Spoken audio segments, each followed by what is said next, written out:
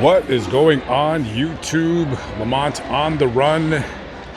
Today we're at a mall in Alexandria, Louisiana, and it appears to be somewhat lively in here. There's a bunch of kids running amok over on the other side, so I had to stay away from them because they probably would have started acting foolish in front of my video. Anyway, so today I want to give a fair warning before I talk about this story because it is very, very graphic. If you don't like stories that involve this kind of stuff, please do not watch this video. I have other videos on this channel you can watch. Okay, we're going to go to June of 2018.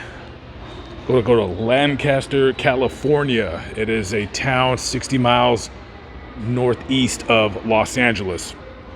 So 911 is called because a 10-year-old boy by the name of Anthony Avalos is, I guess what they term the word now, unresponsive. So this kid is picked up by the paramedics. He's taken to the hospital where the following day he dies.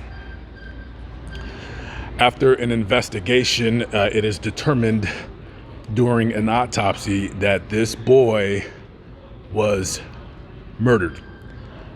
This is the worst, one of the worst cases of child abuse I've ever read in my life.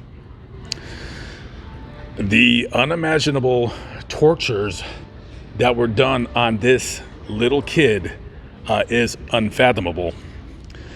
The pieces of filth that are responsible for his murder is 37-year-old Kareem Ernesto Leiva, who is in this country illegally, not supposed to be here, and he is a member of MS-13.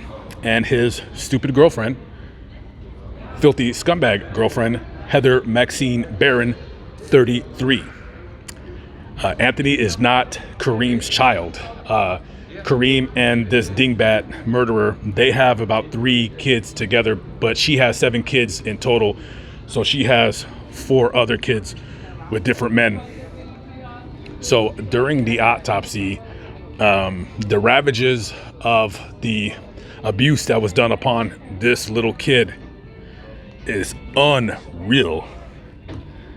Her other children in the home were also abused in the same fashion and manner. And after talking to the other kids, they basically said the following.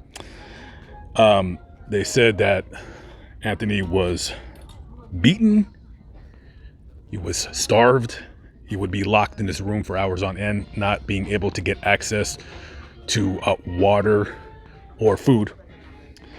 For punishment, him and the other kids would be forced to kneel on rice and nails. They would be forced to squat until they fell, and they would be beaten if they didn't get back up in the squatting position. At times they were force-fed, they were whipped, they had hot sauce poured in their face, smeared in their eyes, and they were forced to drink it. He would be hung upside down and repeatedly dropped on his head. These kids would be locked in their rooms for hours on end. They couldn't get out. And if they were found that they urinated or defecated in the room, their faces would be shoved in their own excrement. They were also burned with curling irons.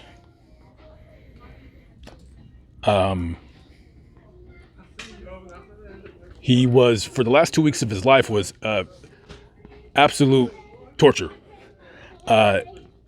Other than the beatings, they would do wrestling moves on him. They would force Anthony to fight the other kids in the house. He was so malnourished and dehydrated. When the paramedics got to him, his veins were collapsed. They could even barely get an IV to him. And by the time the paramedics arrived, when they figured out that he was dead, the scumbag Leiva, whatever his name is, he fled with his own kids. He was later tracked down and arrested, and he was charged with murder and torture. Basically, both of them are. This happened in 2018, so it took almost 5 years for them to finally be found guilty of his murder. Now, because California is not, there's a I want to say a temporary or a monetary halt to all executions, and more than likely, I believe California is going to ban executions altogether, unless a Republican governor comes in, and that's not going to happen. That state is too far gone with their idiot policies. So there is no gas chamber anyways, or lethal injection chamber, because they dismantled it. So 2 days ago, they were found guilty of all their charges, and they will be sentenced April 25th. They're both expected to get life in prison without the possibility of parole. Deservingly so. What I find ultimately disgusting and heartbreaking about this story is as follows. So the family of Anthony Avalos sued the CPS system or whatever in California because there was abuse. There was stuff before of, oh, you're very welcome. There was calls to CPS before, and they didn't take those children out of the home. So she had a previous other CPS cases. So the family members of Anthony Avalos, including his father, sued and were awarded, I don't know how many people this is going to get split up in, but they were sued and they settled for $32 million. $32 million. And of course, who cares? Because that's taxpayer money, so they don't give a crap. Hell, why don't you make it 62 million or how about $192 million? Who cares? It's not your money anyway, so who cares? It's just taxpayer money. And people wonder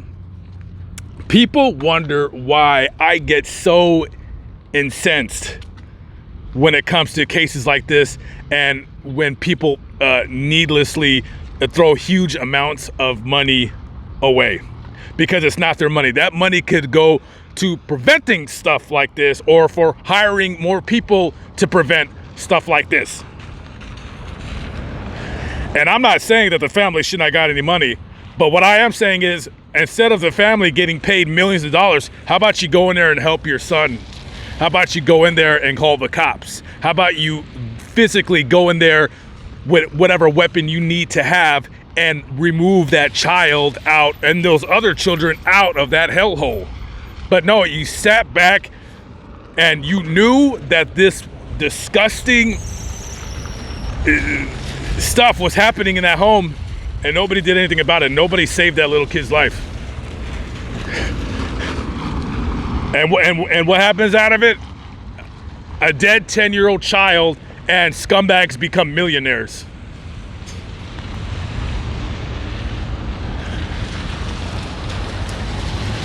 You know, for anybody out there, I'm gonna end my rant. I'm gonna end the video with this.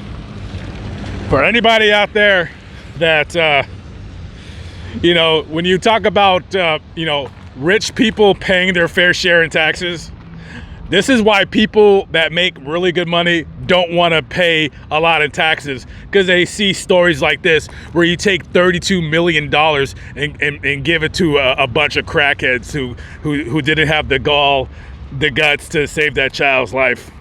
Just ridiculous programs, ridiculous nonsense, money just being wasted and wasted and wasted.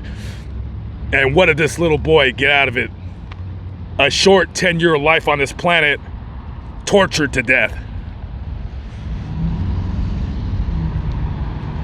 All right, guys, I'm out of here. Lamont on the run. I'll catch up with y'all later. Have a good one. Peace out.